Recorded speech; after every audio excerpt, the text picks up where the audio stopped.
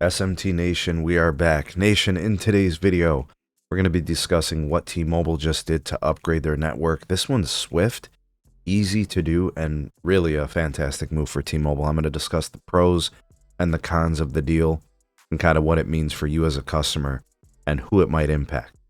All right, so the way that this works is you kind of have to understand like the T-Mobile network. They've got a low band signal, far-reaching, the N71, which is a 5G band, and currently, you'll see T-Mobile utilizing like 10, 15, or 20 megahertz of bandwidth in that channel. And for a low band signal, that's designed specifically for reach. This is the signal that works indoors. This is the signal that travels for miles and miles. It's the coverage layer of the T-Mobile network. Now, in most places where people live, right, where there's dense populations, it's for calling. It's low band. It's for calling. It's for indoor penetration to just make sure you have a signal. In rural America, it's crucial, right? And in suburbia, it can be really important where the cell towers are further apart.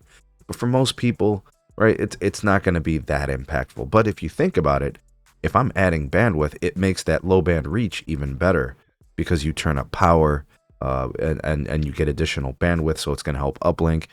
It's a win-win situation. There's not a customer on the T-Mobile network that isn't going to benefit from this. It's better than it just sitting around with an investment firm called Grain Management, who I believe has been buying up fiber operators and spectrum for years. But now it's going to be put to use, right? So the FCC cleared the transaction. There's going to be a lease deal between T-Mobile and Grain Management. Now, ideally, I think the best situation would be for T-Mobile to purchase the spectrum. I don't know about the structure of this arrangement. It says this is going to be a 1-year lease.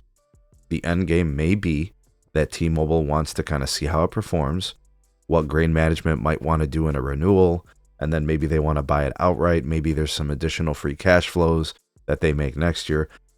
So it's either T-Mobile looking for flexibility, or it's Grain Management saying, no, we want a lease. We want this to be incremental revenue that we can return, consistently in the future. I don't know, whatever the situation may be. So 1 year, I think the bandwidth is 5 megahertz. So that means in places where T-Mobile's got 10 megahertz, it moves to 15.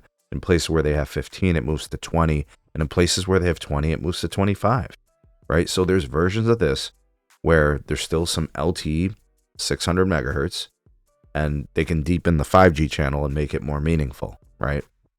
All right, now additionally, to kind of look at these areas, I'm seeing like kind of sort of central SoCal, right? Kind of there. I see it in Portland. I see it in parts of Oklahoma.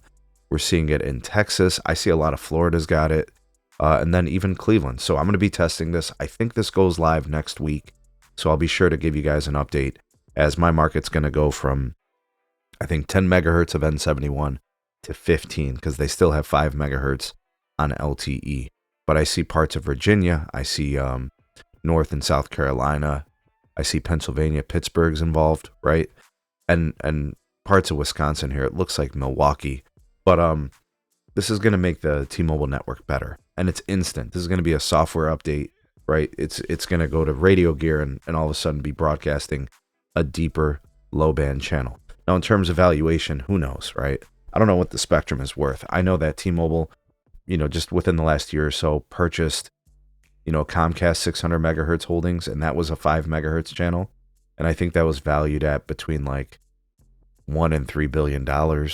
I'm not sure, but that's supposed to close in the next couple of years. I don't know. So to me, how meaningful is this? It's meaningful. It's good, right?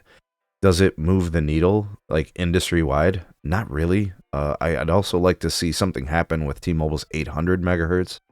They were never able to sell that, and Dish was never able to pay for it, and now that's kind of in limbo.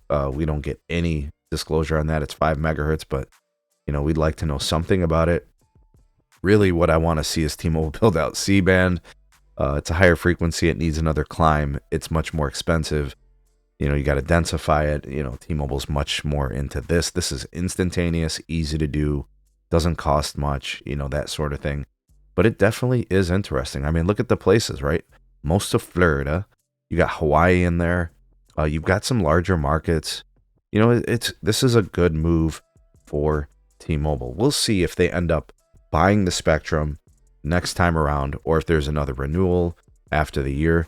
But what do you guys think of this deal? What do you think about T-Mobile's kind of approach to all this? I like it. You know, flexibility is important to them, I believe. And, you know, they're being careful with their spending, and they're just looking to find easy, synergistic ways to upgrade the network. And you guys will notice this in these markets that are on the screen. You will notice that the uplink gets better. You will notice that the calling quality will get better. You'll notice that the indoor speeds will probably get better too. The reach as well, because you could turn up power with the additional bandwidth. It's a win-win situation. I do think eventually it would be wise for T-Mobile to make that purchase, though. The only better scenario, in my opinion, would be if Dish was to get the spectrum, and then they can deepen their N71 holdings for their low-band network. But I don't know. One could argue that T-Mobile has a legitimate nationwide network, and it's more suited for what they're doing. But what's your thoughts? What's your opinions? Like, share, subscribe, comment. Tell me what you guys think about all this. And check out some of our other videos. I've got a couple pinned here within the video ending. And we'll see you guys all in the next one.